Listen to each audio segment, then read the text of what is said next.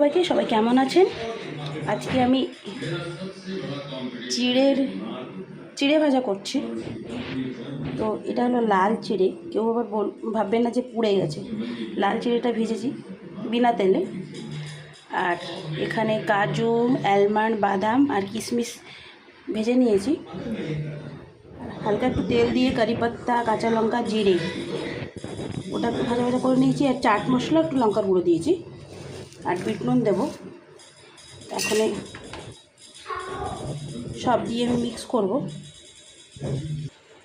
এখন বিট নুন দেবো,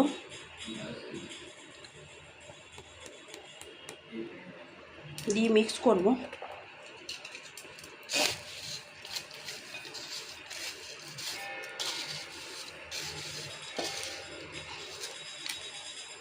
তো আমাদের হয়ে গেছে চিড়ে ভাজা।